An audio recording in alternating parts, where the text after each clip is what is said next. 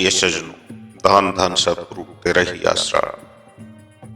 आज इधर देखो उधर हर व्यक्ति संत बना फिरता है,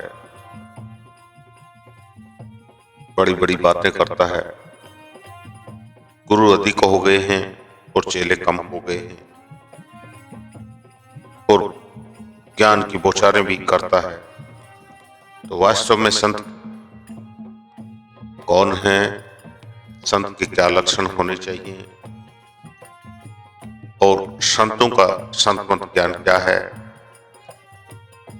इस पर आज के इस वीडियो में हम संक्षिप्त में यानी कि छोटे रूप में चर्चा करते हैं। आप ध्यान से सुने और लाभ उठाएं और इस दुनिया में अपने आप को ठगा महसूस ना करें। संत की परख करते समय उसकी कौम, मजहब, मुल्क, जाति पांति अथवा वेशभूषा को नहीं, बल्कि यह ध्यान रखें कि वह जो कहता है उस पर खुद भी चलता है या नहीं। कहीं ऐसा तो नहीं कि मुख में राम बगल में छुरी। वह शब्द स्वरूपी, शब्द अभ्यासी तथा शब्द मार्गी है या नहीं। संत पाखंड व अंधविश्वास से दूर, बाहर मुखी पूजा से दूर रहकर हाजिर नाजिर जिंदा राम, शब्द स्वरूपी राम को जपता है कि नहीं तथा परमार्थी जीवों को जपवाता है कि नहीं। यह दुर्लभ राम नाम संतों के पास होता है। नाम रूपी यह दान देकर वे करोड़ों जीवों को उद्धार करते हैं। यह नाम दवाई नसीबों वाले जीवों को ही मिलती है। संत महात्मा इस जगत में कोई नया धर्म चलाने नहीं आते हैं। धर्मों, जातियों और मुल्कों के झगड़े करवाने के लिए नहीं आते हैं। संत कभी भी जीव की परमार्थी धन, सेवा या संगत के धन से अपने लिए सुख सुविधाओं के साधन खरीदने व जायदाद बनाने नहीं आते हैं। अगर कोई भी ऐसा करता है तो वह सच्चा संत महात्मा नहीं है। संत महात्मा कुल मालिक के भक्त व दास होते हैं। वे परमात्मा की भक्ति पे जोर देते हैं। संत महात्माओं का इस जगत में आने का मूल मकसद जीवों को चेता करके, प्रभु भक्ति में लगा करके प्रभु से मिलाप करवाना होता है। मालिक द्वारा उनके सौंपे गए इस परमार्थी काम के अलावा संत महात्माओं से किसी अन्य काम की आशा करना बेकार है। दुनियादारी की चीजें मांगना, धन दौलत मांगना, बेटा बेटी मांगना, कोठी बंगले कार आदि का मांगना, अच्छे पद मान मर्यादा की मांग करना, ये सब सांसारिक चीजें हैं। उनसे तो केवल हमको लेना है, तो क्या मांगना है। नामदान और उनके बताए मार्ग पे चल के अपना उद्धार करना है।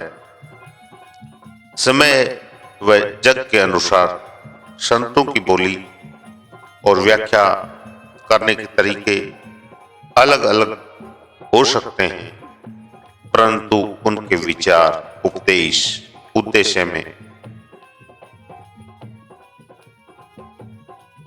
किसी फर्क को सोचने की कभी भी कल्पना नहीं करनी चाहिए। यानी कि सभी संत महात्माओं की विचारधारा में कभी भी कोई अंतर नहीं होता। अगर संत मंत की सिलेबस में कोई फर्क नहीं होता है, अगर फर्क है तो वह सच्चा संत महात्मा नहीं है। वही बात कबीर साहब ने कही है वही पलटू साहब ने, वही गुरु नानक ने, वही रविदास जी ने, वही स्वामी जी महाराज ने, बुल्ले शाह ने, नमस्तरेज ने, मीराबाई ने, शाह मस्ताना ने, बुल्ले शाह ने, जयमल सिंह जी, सावन सिंह जी, शाह मस्ताना जी, जसो मस्ताना जी, जितने भी संत महात्मा, अनेकों अनेकों संत महात्मा हर जाति धर्म आए, लेकिन उनके बात और विचार में कोई फर्क नहीं है। भाषा किसी की पंजाबी हो सकती है, किसी की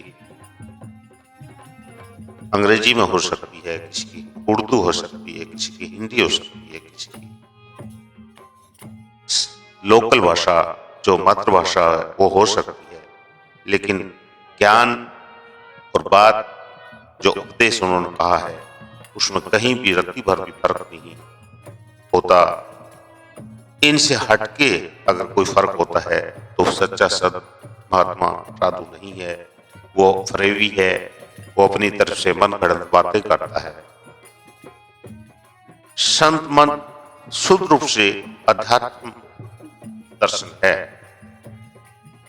इसका उद्देश्य आत्मा का जन्मों जन्म का कर्मों का जाल काट के उतार करना है, न कि जीव का सांसारिक विकास यानी कि आर्थिक या भौतिक विकास। संत मन कभी भी जीव के आर्थिक, सामाजिक और राजनीतिक जीवन में हस्तक्षेप नहीं करता है।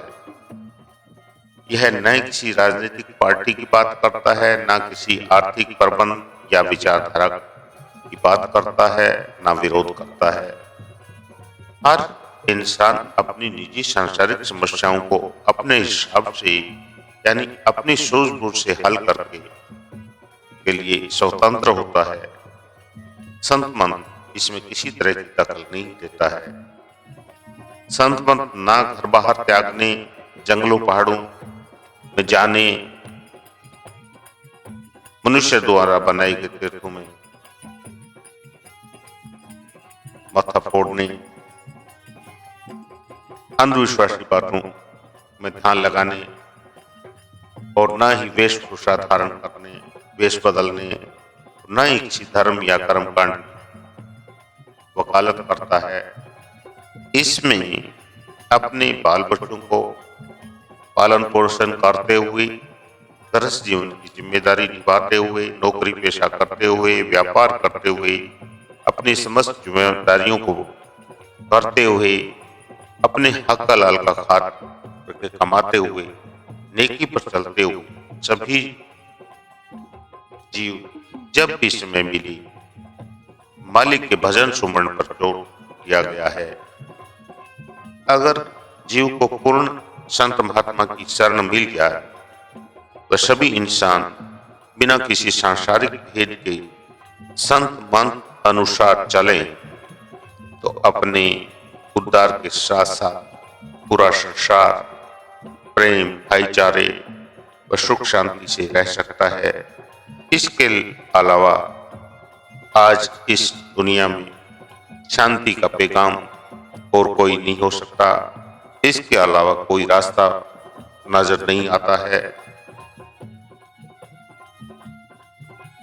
संतों ने कहा भी है कि आग लगी आकाश में, झड़ झड़ गिरे अंगार, संत ना होती जगत में तो जल मरता संसार।